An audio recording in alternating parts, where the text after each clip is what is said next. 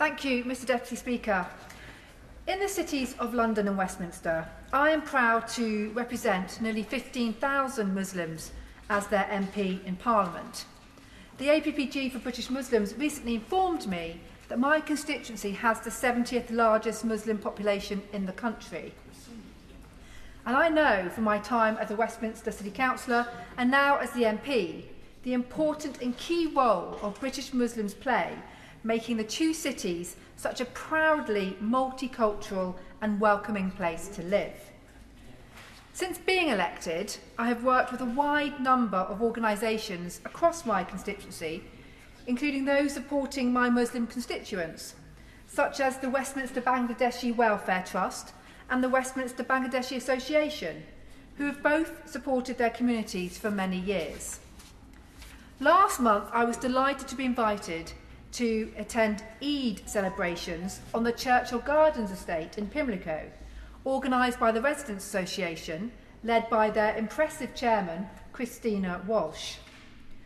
The Churchill Gardens Eid celebrations brought together local people of all faiths and none to celebrate this deeply significant religious festival and be able to enjoy it as a community, no matter what our background.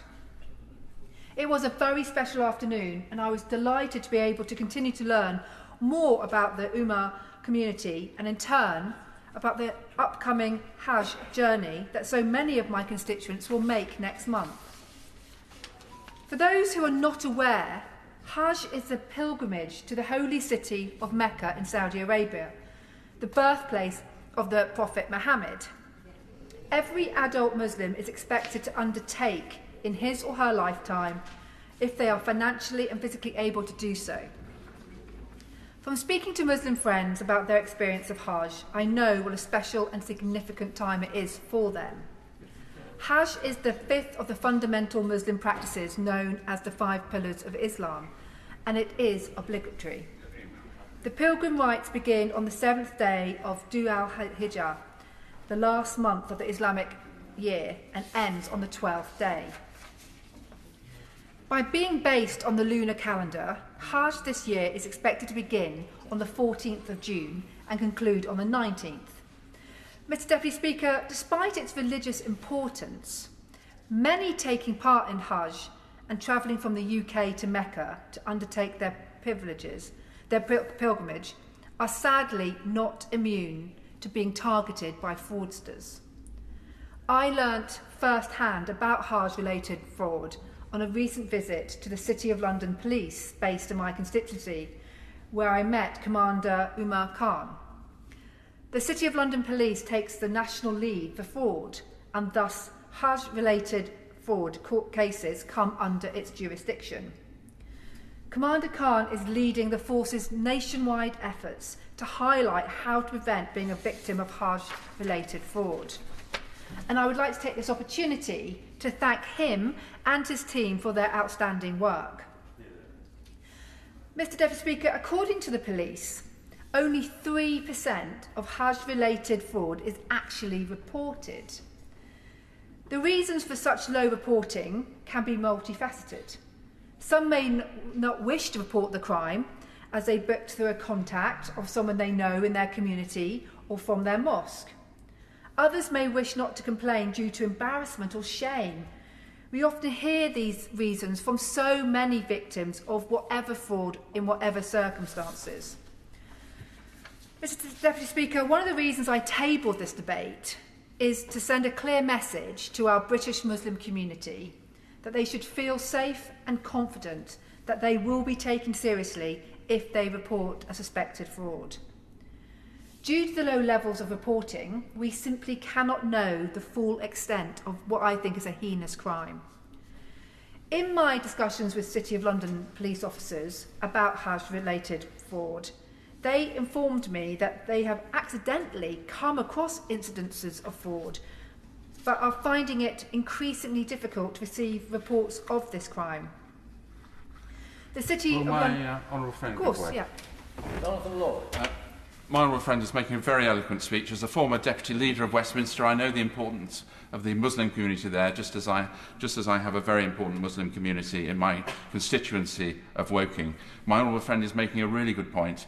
I think the message must go out to members of this House that we should speak with the religious leaders locally, the community leaders locally, to make sure that this heinous crime is reported. As I say, I've got a large Muslim community, but I haven't heard of this before, and it sounds terrible. I thank my honourable member for his intervention. He's absolutely right. Until I had been to my visit with the City of London Police, who take the lead on this, I met Commander Khan, I was not aware. And I think it's really, really important that we do highlight so many of these hidden crimes. And I'd like to take this opportunity to congratulate my honourable friend for his third private member's bill that he has secured in his political career so far. So well done. Mr Deputy Speaker, as I said, I really wanted to highlight the importance of ensuring that the Muslim community in this country know that they can, if they are victims of any type of fraud, but particularly Hajj-related fraud, can inform the police and have it investigated properly. And the City of London Police believe that one of the reasons for low levels of reporting may be traditional attitudes that persist, having become pure at a Hajj, that the person involved does not want to speak of such worldly things as fraud as they are undertaking their pilgrimage. And for those who suspect that they have been a victim of any type of fraud, they should report it straight away to Action Fraud, the National Fraud and Cyber Crime Reporting Service, and it is available online at actionfraud.police.uk. Mr Deputy Speaker, every year 25,000 British Muslims travel to Mecca in Saudi Arabia to undertake their Hajj. Many will have saved for years in the knowledge that this will be a once-in-a-lifetime trip. Those Brits taking part in the pilgrimage spend a combined £125 million each year. These costs will include flights, accommodation, and paying for a guide, perhaps, when they're there. And from data obtained from the Police UK website, police forces have sadly reported Hajj-related fraud resulting in British citizens losing anything from £1,000 up to a staggering £33,000 to fraudsters, who have promised to arrange their Hajj travel and accommodation, but had no intention of ever doing so. Indeed, they were never heard from again.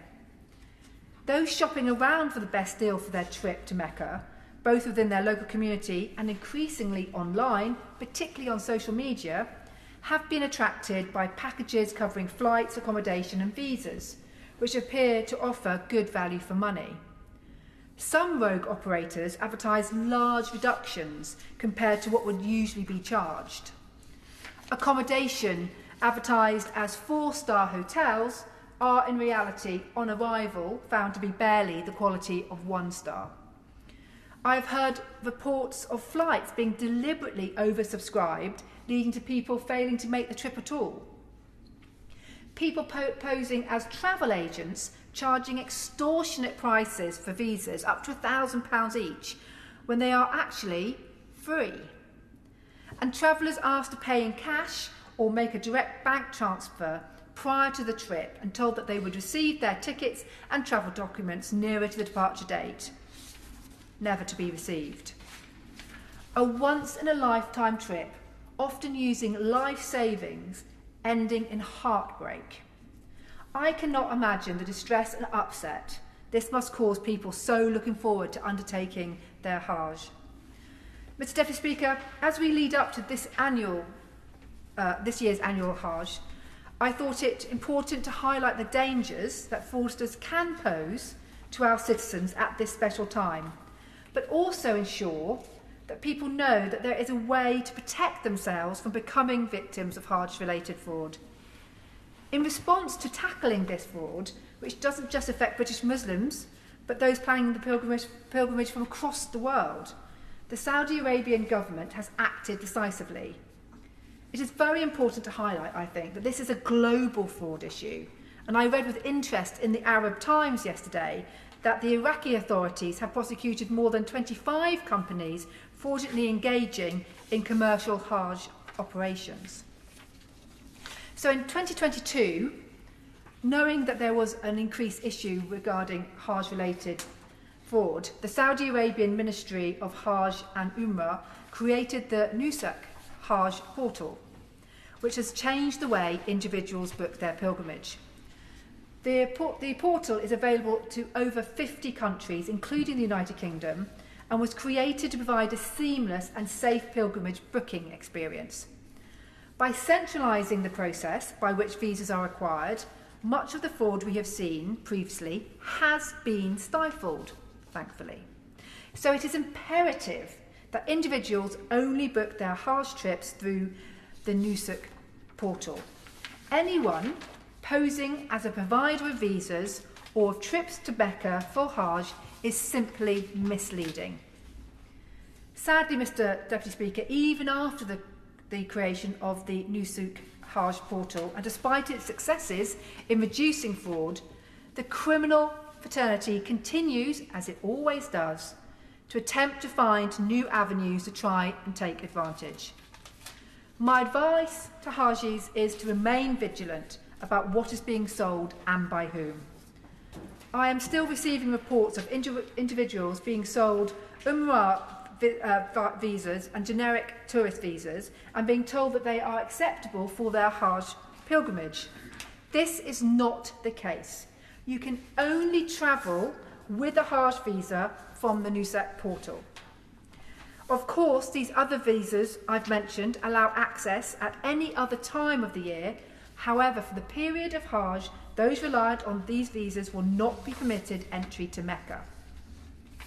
It is also important to note that Hajj-related fraud is not just about those buying a package which simply does not exist, but also involves profiteering from a sacred pilgrimage. The fraudsters involved are, in my mind, the lowest of the low. Mr. Deputy Speaker, I want to thank the groups who work tirelessly to highlight the importance of prosecuting and protecting anyone from Hajj-related fraud and encouraging the use of the Nusuk Hajj portal.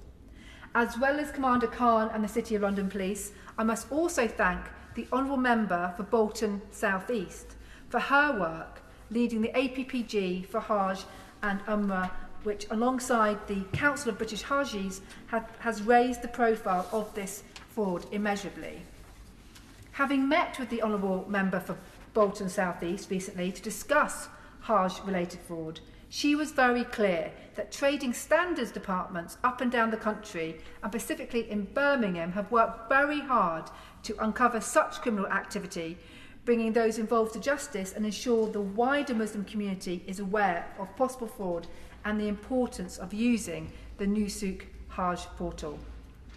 By highlighting and encouraging the use of the portal among British Muslims, I hope we can tackle once and for all Hajj-related fraud. After all, Mr. Deputy Speaker, this week is UK Finance's Take 5 week, a week designed to raise awareness and help tackle all types of fraud. And so I look forward to hearing from the Minister about how his department and the government in general is supporting British Muslims this year and in every year to come to ensure that British Muslims can enjoy their pilgrimage without the fear of exploitation and disappointment. Yeah.